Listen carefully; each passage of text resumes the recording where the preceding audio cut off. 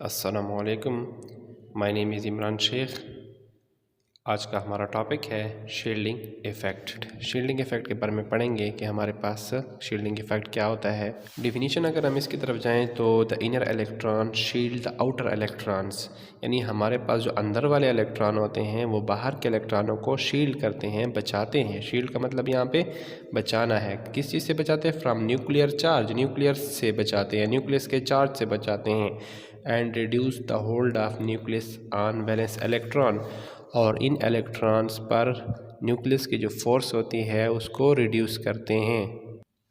एक एटम को लेते हैं जिसमें आपके पास ये न्यूक्लियस है, जिसके अंदर प्रोटॉन और न्यूट्रॉन मौजूद होते हैं।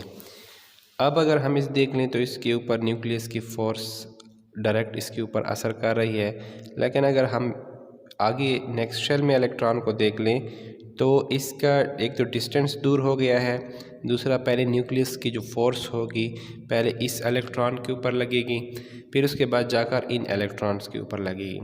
अगर हम नेक्स्ट शेल की बात करें तो इन तक न्यूक्लियस की फ़ोर्स यहाँ तक पहुँचने के लिए इसको हमारे पास जो फासला है वो ज़्यादा हो जाता है।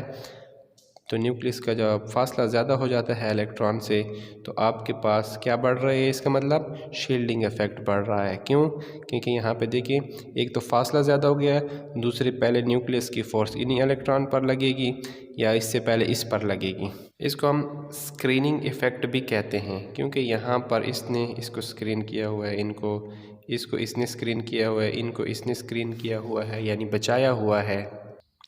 अगर हम इनके ट्रेंड्स की बात करते हैं पीरियोडिक टेबल में कि हमारे पास पीरियड्स के अंदर आपके पास क्या होता है कि ये डिक्रीज़ होता है, या इसको हम कह सकते हैं कि कांस्टेंट रहता है। क्यों कांस्टेंट या डिक्रीज़ होते हैं? अगर यहाँ पर हम देख लें, उसी तरह दूसरा शेल देख लें तो यहाँ पर हमारे पास पीरियड में शेल सेम रहता है, जिसकी वजह से, क्योंकि ग्रुप में जिस तरह हमने पढ़ा था कि आपके पास इसका साइज़ बढ़ता जाता है तो न्यूक्लियस की फ़ोर्स जो होती है उस पर कम होती जाती है।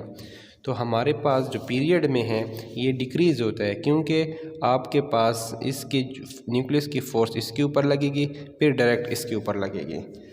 अब नेक्स्ट अगर हम पीरियड में जाते हैं तो नेक्स्ट हमारे पास कार्बन है, तो कार्बन की पहले फ़ोर्स इस पर लगेगी, फिर इन इलेक्ट्रॉन्स के ऊपर लगेगी। साथ में आपके पास प्रोटॉन भी बढ़ रहे हैं, तो आपके पास साइज़ तो छोटा होता जाएगा लेकिन शील्डिंग इफ़ेक्ट आपके पास डिक्रीज़ होता जाएगा। यहाँ पर अगर हम देख लें तो यहाँ पर भी वही शेल है हमारे पास, यानी आपके पास फासला और कम होगा क्योंकि साइज़ छोटा हो रहा है, तो हमारे पास जो शील्डिंग इफ़ेक्ट होगा वो डिक्रीज़ होगा पीरियड के अंदर।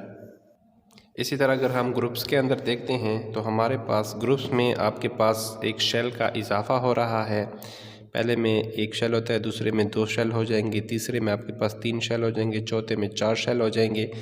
तो न्यूक्लियस से आखिरी शेल का जो फासला है वो ग्रुप्स के अंदर इंक्रीज़ हो रहा है, यानी आपके पास जब डिस्टेंस बढ़ेगा तो आपके पास शील्डिंग इफ़ेक्ट बढ़ेगा।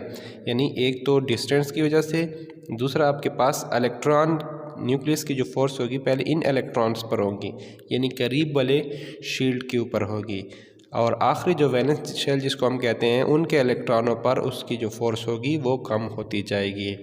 तो हम कह सकते हैं कि हमारे पास जो शील्डिंग इफ़ेक्ट है वो ग्रुप के अंदर इंक्रीज़ होती है, जबकि अगर हमने पीरियड में देखा था तो हमारे पास डिक्रीज़ हो रही थी, क्योंकि कोई एडिशन ऑफ शेल नहीं हो रहा है बल्कि इलेक्ट्रॉन सारे न्यूक्लियस के करीब आ रहे हैं।